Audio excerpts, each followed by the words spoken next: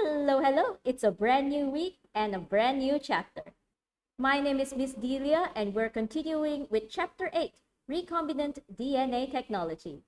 In this chapter, we have three topics, which is 8.1 Recombinant DNA Technology, 8.2 Methods in Gene Cloning, and 8.3 Application of Recombinant DNA Technology.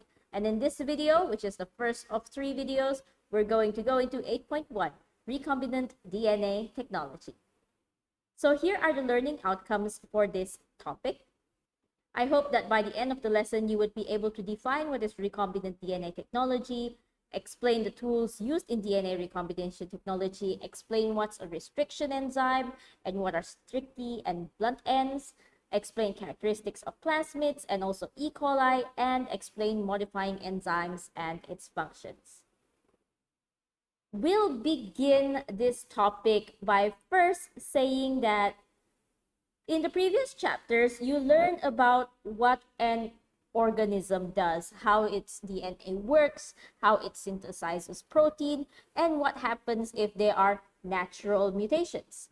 And now we're thinking of how to play with what we already know. So ini adalah chapter yang menjadi asas kepada biotechnology. Sebelum ni kamu belajar pasal konsep-konsep biologi yang semula jadi. Yang kalau kita tidak kacau, apa cara dan macam mana sel-sel organisme-organisme itu berfungsi. Sekarang kita masuk dalam recombinant DNA technology. Kita mula untuk bercakap pasal macam mana kalau kita boleh kasih ubah sesuatu dalam sel, dalam DNA sesuatu organisme. Okay, keeping that in mind, sambil kita fikir pasal tu, kita masuk kepada definisi recombinant DNA technology. We're going to go into the definition of recombinant DNA technologies. So the definition is, recombinant DNA technology is technology that produces any DNA molecule made in vitro or in test tubes by using segments from different sources or by combining genes from different organisms. Adalah teknologi untuk menghasilkan molekul DNA dalam lab ataupun dalam vitro in test tube menggunakan segmen daripada pelbagai sumber atau dengan menggabungkan gene-gene daripada organisma berbeza. So if you see here, you can take genes, DNA or anything from bacteria, from plants, from animals, even from people. And you can combine them, use them in different ways in the lab, in the test tube, to create new DNA molecule. Jadi macam kita mix and match lah daripada benda yang kita sudah tahu, kita ambil, campur-campur-campur untuk hasilkan molekul DNA. Itu adalah definisi dan juga sekaligus konsep recombinant DNA technology. Recombinant DNA technology ini bukan untuk main-main sahaja, bukan syok-syok kita di lab, tapi ada aplikasi dia dalam alam, in nature and also in our industries. So here are some applications of recombinant DNA technologies. For example, we have something called transgenic purple tomato. So in this one, they use recombinant DNA technology to produce a purple colored tomatoes. And these purple colored tomatoes have high levels of antioxidants, which is good for your body. And the gene for the compound was transferred into normal red tomato. So kita ada gene yang kita mau itu yang membanyakkan antioxidant. Kita masukkan dalam tomato. Tomato yang menghasilkan gene baru itu, dia akan menjadi purple dan mempunyai lebih banyak antioxidant. So that is one example of application of recombinant DNA technology. Another one is with rats. Okay, so we have a lot of lab rats and lab mice, and we use recombinant DNA technology to research drugs by combining them with these mice. So for example, this one, we learned that diabetes drug may help women conceive and have healthier children because we tested those drugs, we tested different genes on these mice. So recombinant DNA technology ini bukan saja untuk main-main, tapi banyak kegunaan dia. Tapi sebelum kita dapat cakap pasal kegunaan dia, kita perlu dulu belajar. Dahuluan belajar macam mana recombinant DNA technology ini boleh digunakan. So this is a diagram of an example of what we use in recombinant DNA technology. You would need to take DNA that you want, a gene of interest, put it into a plasmid or some kind of vector, put it into a host, let that host multiply, and then after that host multiply, we can use that gene or the protein produced by the gene to do a lot of things. And this is one of those examples. We are going to go into this example in 8.1, 8.2, and 8.3. Kita akan gunakan contoh ini dalam chapter ini. Tapi sebelum kita dapat masuk kepada macam mana teknik dia, kamu perlu lebih dahuluan belajar pasal peralatan yang digunakan. Okay, so for us to do recombinant DNA technology, we need several tools. And I mentioned this when I was in the previous slide. What are these tools? The tools bukan macam screwdriver, tapi kita perlu molecular tools. These tools are in the shape of DNA or enzymes or proteins or even organisms. The first of these tools is your target DNA. Kalau kita mau buat kasi edit gene ini, terlebih dahulu kita perlu tahu gene apa yang kita mau kasih masuk. Okay, so this is our target DNA or our gene of interest. The gene of interest will only be a part of the whole DNA. The second tool we need is restriction enzymes. Restriction enzymes are like scissors at the molecular level that you're going to use to cut your DNA. The third is a DNA cloning vector. A DNA cloning vector such as plasmids is used to carry your gene of interest. We'll look at this in more detail later. And the fourth tool that you need is a host cell, something to carry the stuff that you are recombining. And number 5, you need a modifying enzyme to modify what you're going to stick together. So let's look at each of these tools in detail. The first of these tools that we're going to look at is your target DNA or your gene of interest. Kenapa kita katakan gene of interest? Sebab inilah gene yang kita berminat. So the gene that we are interested in. The definition of a target DNA is a desired gene that will be inserted into the host cell. Inilah gene yang kita mau gunakan, yang kita akan masukkan ke dalam host cell. Okay, so it is a part of the DNA. The target DNA can come from any source like humans, plants, and animals. And it should produce the desired protein. Kalau protein yang kita mau hasilkan adalah hormon insulin, misalnya, kita akan ambil gene yang akan menghasilkan hormon insulin. The second tool that you need is a restriction enzyme, also called restriction endonuclease. I said it is something like molecular scissors. And the definition of restriction enzyme is, it is an enzyme that recognizes specific base sequences of DNA, and then they will cut or cleave the DNA at specific site to produce DNA fragment. Restriction enzyme adalah enzyme yang mengenali base sequence of DNA, specific base sequence of DNA. Bermaksud dia mencari urutan DNA yang spesifik, dan bila dia mengenal pasti urutan DNA yang spesifik itu, dia akan potong DNA. So as you can see in this diagram here, it will find the sequence that it wants.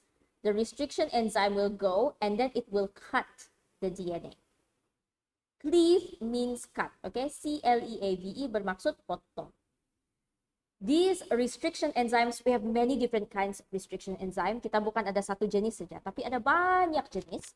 Dan semua restriction enzyme ini kita dapatkan daripada bacteria. We isolated them from bacteria. Bacteria are protected from their own restriction enzyme, but these restriction enzymes will cut the DNA or RNA of other organisms. Restriction enzyme ini memang wujud secara semula jadi dalam bakteria, dan bakteria itu sendiri tidak akan dirosakkan oleh restriction enzyme sebab itu memang sebahagian daripada diri dia. Tapi restriction enzyme dalam bakteria itu akan memotong DNA atau RNA organisme lain. Organisme lain contohnya apa? Contohnya virus ataupun bakteria kecil ataupun fungus yang mau menjangkiti, memakan, menghidapinya. Okay, so example ada virus masuk dalam bakteria, tapi sekali itu virus termasuk saja dalam bakteria, restriction enzyme daripada bakteria tersebut memotong DNA virus. Jadi virus itu tidak dapat menjangkiti bakteria. So that is why restriction enzymes exist. Okay? And then humans found out about this restriction enzyme and we started to take it out of the bacteria so that we can use in our experiment. Itu adalah maksud point kedua. Okay. So the restriction enzymes that we have are named based on the organisms from which they are isolated. So kalau kita ambil restriction enzyme itu daripada E. coli, contohnya Escherichia coli, then kita namakan enzyme itu EcoR1. Itu bukan I ya di hujung, itu adalah nomor 1 dalam Roman numeral, okay, number Roman. Whereas if we take that restriction enzyme from an organism called Serratia marcescens, yeah, I don't know how to pronounce it properly. Okay, so for example, we take it from Serratia marcescens, I don't know. Then kita kasih nama dia punya enzyme sebagai SMA1, SMA. And these different restriction enzymes will recognize and cut particular base sequences of DNA called restriction sites. Tadi saya cakap, dia akan cari urutan DNA yang spesifik. Urutan DNA yang spesifik itu digelar sebagai restriction site. At the restriction site, these base sequences will be recognized by these enzymes as palindromic. Palindrome means a sequence in which the base pairs are read the same from complementary strands in opposite direction, 5 to 3. Okay, dia akan cari base sequence yang spesifik untuk enzim itu dan base sequence itu palindromic. Palindromic seperti ayat ketiga ini bermaksud kalau kamu baca dari atas, kiri ke kanan, dan di bagian bawah, kanan ke kiri, dia sama. So let's look at this red one. We start from 5 to 3. From 5 to 3, the top strand is GAATTC. When you look at the bottom strand, we read from 5 to 3. Asalkan baca DNA, kita baca dari 5 ke 3. Okay, from 5' to 3', GAATTC. So ini yang dimaksudkan dengan palindromic. Dari atas, baca sama, bawah, baca sama. We look at the green strand, it's the same principle. The top one will be 5' to 3', CCC, GGG. The bottom strand, 5' to 3', CCC, GGG. So these are different sequences, but this one is palindromic, this one is also palindromic. As I said, different enzymes will look for different nucleotide sequence or different DNA sequence. So let us use this example of EcoR1 enzyme. Look at this DNA sequence down here, berdasarkan DNA sequence yang saya ada di bawah.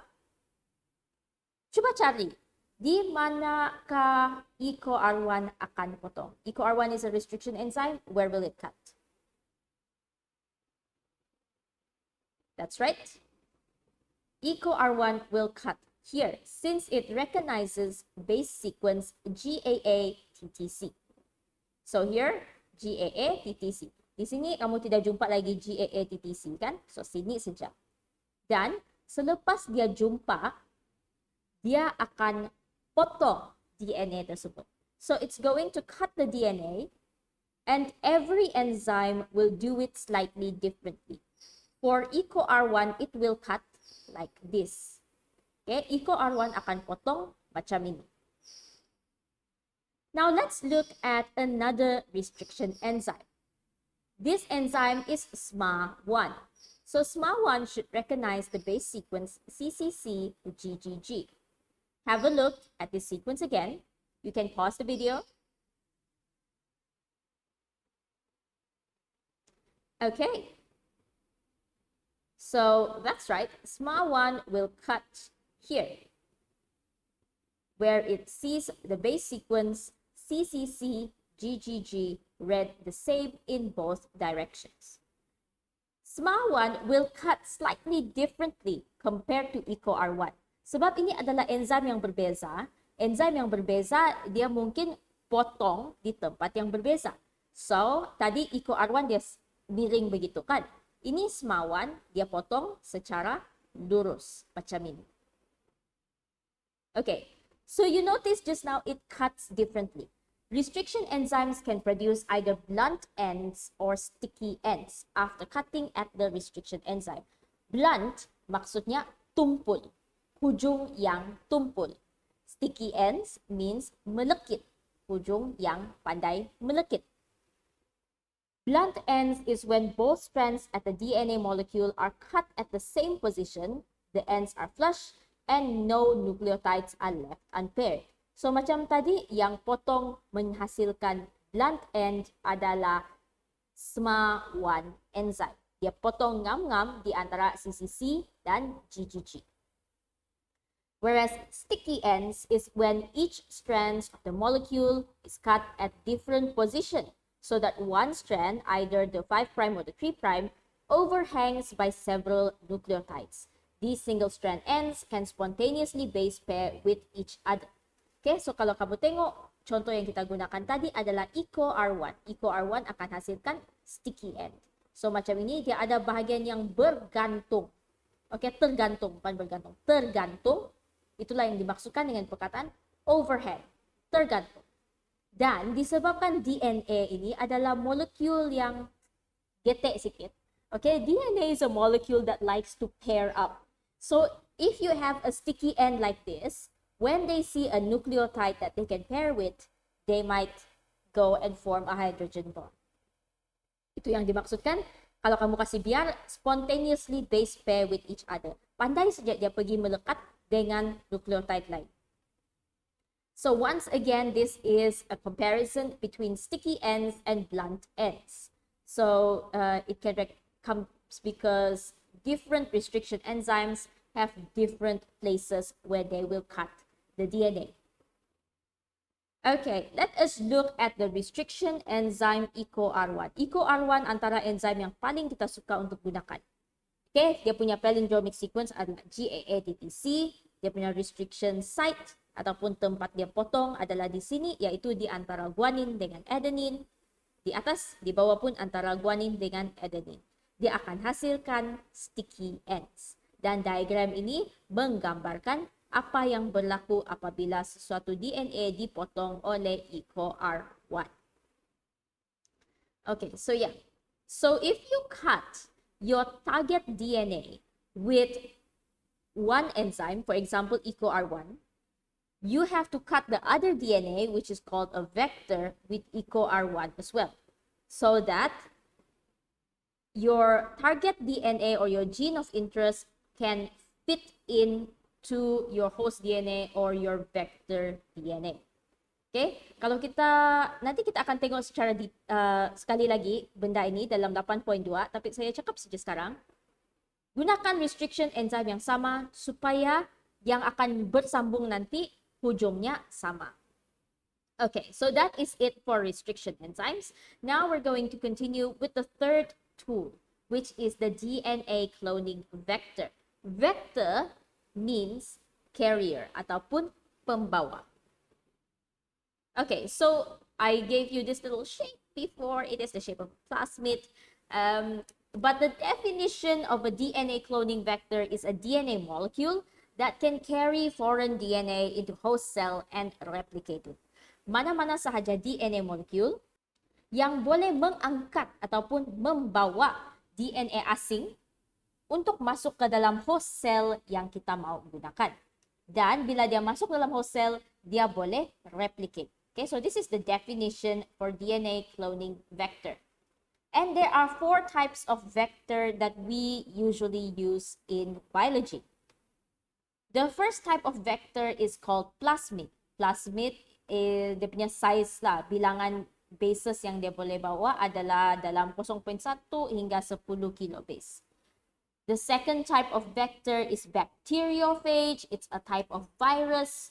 The name of this bacteriophage is lambda 2001. It carries 8 to 20 kilobases. Another type of vector is cosmid, S-cos1, and this one can carry 35 to 50 kilobases of DNA. And another type of vector is YAC, or yeast artificial chromosome, also called as PYAC. This one can carry more. It can carry 100 to 1,000 kilobase. Okay, so ini adalah senarai saja. Dulu kamu perlu belajar pasal setiap jenis vektor ini kalau ikut silibus lama. Tapi untuk silibus kamu sekarang diringkaskan, kamu cuma perlu belajar pasal plasmid sahaja, which is the vector called PUC18. So let's learn about this PUC18. First things first, if you forget, okay, dalam chapter 2 kita ada sentuh pasal plasmid, tapi kalau kamu lupa, it's okay. Let's learn about it now. A plasmid is a small circular DNA molecule in the cytoplasm of bacterial cell. Dia adalah molekul DNA yang bulat dalam cytoplasm bacteria. Plasmids can carry genes separate from main bacterial chromosome and can replicate independently. Gene yang dia bawa berbeza dengan gene yang dalam kromosom utama bacteria, dan dia boleh replicate independently. Replicate independently means kalau DNA utama itu belum replicate, dia belum berganda, okay, dia ini plasmid, dia boleh gandakan diri dia sendiri. Dia tidak payah bergantung pada bacterial DNA yang utama. But the thing about plasmid is it can only carry a few genes, and they often encode protein that protect the bacterium from antibiotics. Yang DNA yang dia bawa tidak banyak, beberapa gene saja, tapi gene yang dia bawa biasanya adalah untuk menghasilkan protein-protein yang berguna, seperti protein yang boleh mempertahankan bakteria daripada antibiotik. It is easily isolated from bacterium and introduced into another bacterial cell. Mudah untuk mengeluarkan plasmid daripada satu bakteria dan mudah untuk masukkan ke dalam bakteria lain. And plasmids can be extracted from bacteria by breaking up the cells and separating the contents by centrifuge. Kita boleh keluarkan plasmid daripada bakteria dengan menghancurkan sel dan memisahkan kandungan dengan centrifuge. Centrifuge is when you put it into a machine and the machine spins it really fast so that they will form different layers. Okay, so let's talk more about this DNA cloning vector. Plasmid is a widely and commonly used cloning vector. Ini yang paling biasa, paling kita suka gunakan dalam lab punya vector. It's a small circular DNA in the cytoplasm of bacterial cell, and it contains 3 components. Okay, ada 3 komponen kepada plasmid yang kita suka guna ini. Komponen pertama adalah dia ada origin of replication. Komponen kedua adalah dia ada multiple cloning sites ataupun disingkatkan kepada MCS. Multiple cloning sites are various restriction sites that can be recognized and cut by different restriction enzymes. So dalam plasmid yang kita biasa gunakan tu, ada satu bahagian pada DNA dia yang boleh boleh dipotong oleh banyak jenis restriction enzyme. Kan saya cakap tadi, restriction enzyme bukan EcoR1 saja, bukan semawan sahaja, tapi ada banyak jenis. Jadi kita suka gunakan plasmid ini sebab tidak kiralah restriction enzyme apa yang kita ada dalam lab, kita boleh gunakan dia untuk potong benda ini. Kalau kamu gunakan vektor yang susah mau dipotong, mungkin kamu perlu keluarkan duit yang lebih banyak untuk dapatkan restriction enzyme yang sesuai untuk potong vektor tersebut. So macam bazir duit untuk lab. Okay? So it has multiple cloning sites. And the third component of a plasmid that makes it so useful is it has a selectable marker. Selectable marker called AMPR. Ataupun ampicillin resistance gene. Okay, AMPR ini akan berguna untuk step screening nanti. Kita akan tengok dalam 8.2 kenapa dia berguna. Okay. Let's draw the plasmid first. Mungkin dari tadi kamu dengar saya cakap panjang lebar, jadi sekarang mari kita melukis. Keluarkan kertas ataupun conteng di nota kamu. First, to draw a plasmid, let us draw two circles. Okay, kita lukis sejauh bulatan, tidak payah cantik, tidak apa. Lukis dua garis macam ni. You can pause the video if you want to pause the video. And then we're going to label the first component in a plasmid, which is the origin of replication. Origin of replication, kita label sebagai origin of replication. Okay, if you're done drawing this, we're going to move on to the second component. The second component is the MCS, also called the multiple cloning site. So ambil di sebelah sini, kasih lukis begitu. Okay, kasih shade dia MCS. And then we're going to color one region. Okay, take one region, shade it, color it. And this is your AMPR gene or your ampicillin resistant gene. So that is the three main components of your plasmid. Okay, so this is a selectable marker. There is one more thing that I would like you to label, which is take a region before and after the MCS. So dari sebelum MCS dan selepas MCS, ambil kawasan ini dan label kawasan ini sebagai LEC-Z gene. So this LEC-Z is the same thing that you learned about when you did that thing about LEC operon. This LEC-Z gene codes for the enzyme that will digest lactose. Okay? Ini adalah enzyme yang akan ini adalah gene yang akan menghasilkan enzyme yang bernama beta-galactosidase yang menghadam lactose, yaitu benda yang kamu belajar dalam 6.4 chapter lepas-lepas. Okay, so that is in this area. So this is your plasmid PUC18. Okay, why do we like the plasmid? Sekali lagi, kita ingat, kenapa kita suka gunakan plasmid sebagai cloning vector? The reason is, it is able to accept foreign DNA in the MCS. Tempat potong tu, MCS tu, dia boleh terima banyak jenis DNA asing, foreign DNA.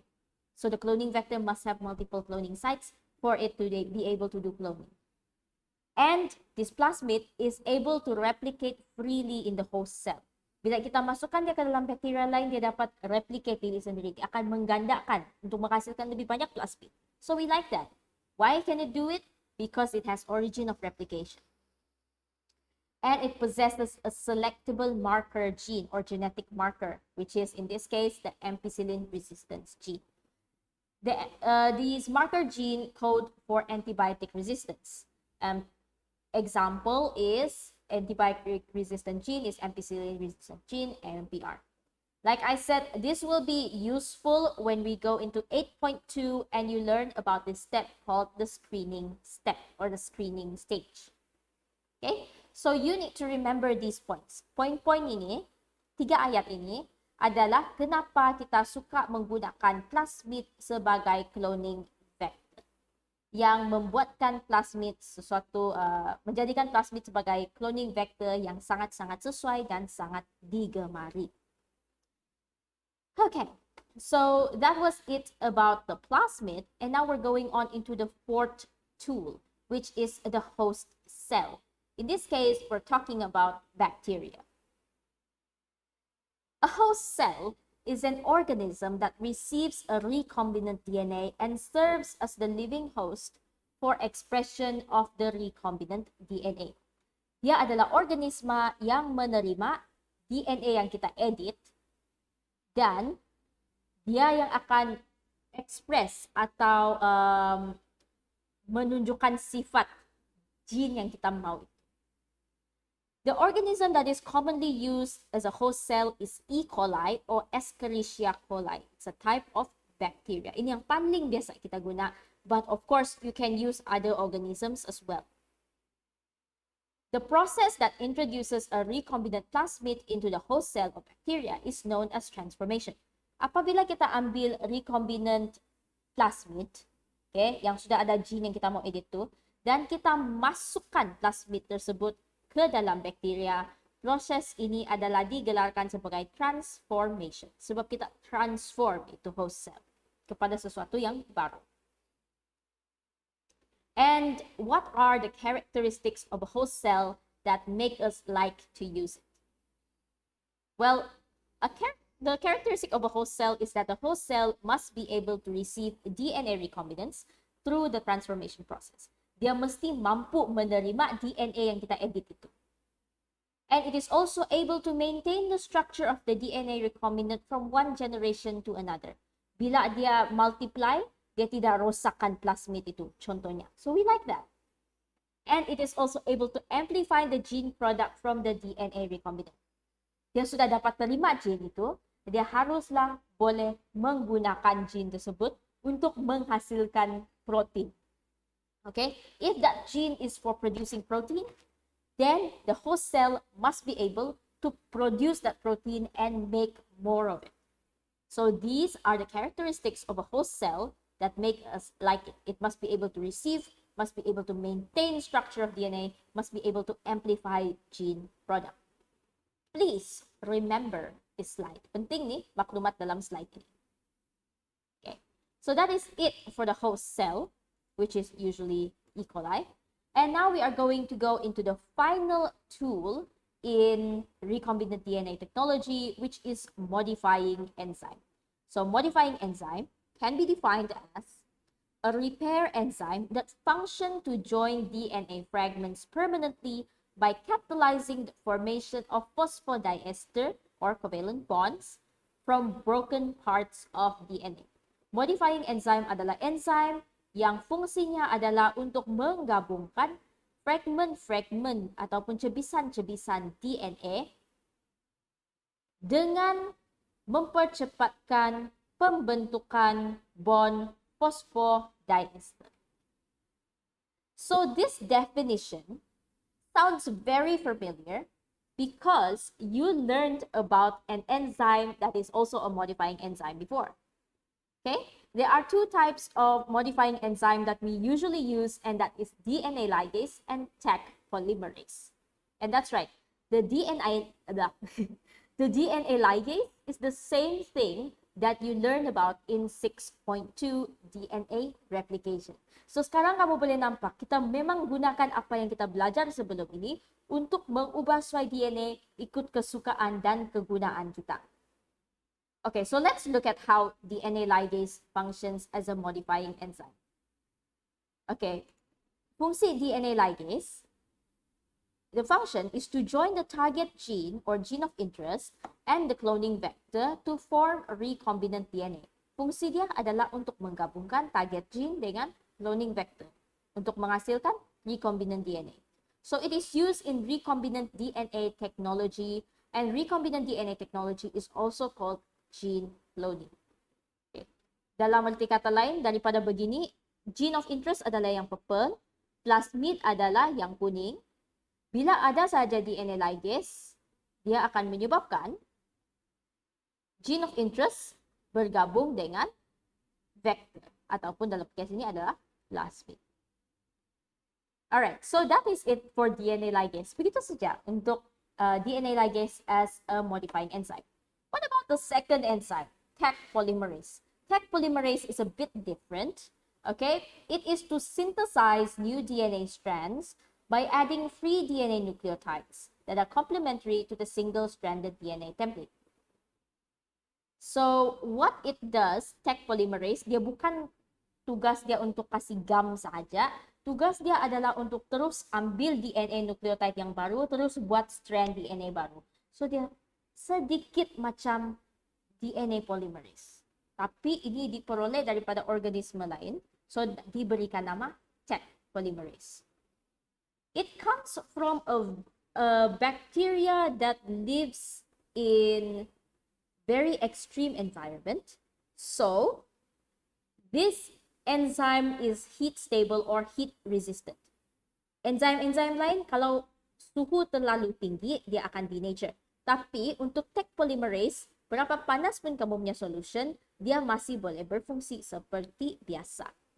Dan Taq polymerase ini kita biasanya gunakan dalam satu process yang digelar sebagai polymerase chain reaction ataupun PCR. So yes, it is the same PCR that is related to your swab test. Kalau swab PCR akan menggunakan proses yang sama. Tetapi dalam silibus kamu sekarang kita tidak belajar pasal PCR. Okay, but I can link you some information about PCR so that you have extra knowledge. But you don't have to memorize it for exam. Okay, so that is it for modifying enzymes, DNA ligase, and Tech polymerase. Ini definisinya dan ada dua jenis yang kita biasa gunakan. Okay, so that is pretty much it for this subtopic, I think. So the tools that are used in recombinant DNA technology, as a quick summary, are the target DNA or gene of interest, the restriction enzymes, also considered as molecular scissors, DNA cloning vectors, such as plasmids, host cells, such as E. coli, and modifying enzymes, such as DNA ligase. Okay, begitu saja, sangat ringkas untuk 8.1. So what should you do now? Now I would like you to transform the information from this subtopic into a mind map. Please include the 5 tools of recombinant DNA technology and what you want to remember about them. So bila kamu buat nota kamu dalam bentuk peta minda, sila sertakan maklumat yang kamu rasa penting. And I would like to remind you, slide yang ada star tadi, itu adalah slide yang penting. Okay, remember there were a couple of slides that had stars on them.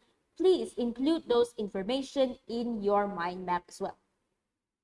After you're done making your notes and your mind maps, please complete the following tutorial questions, which is tutorial chapter 8, structure question part B, question 1 and 2, and essay question part C, question B. That is it for this video. I will see you again in the next one. Happy learning and bye!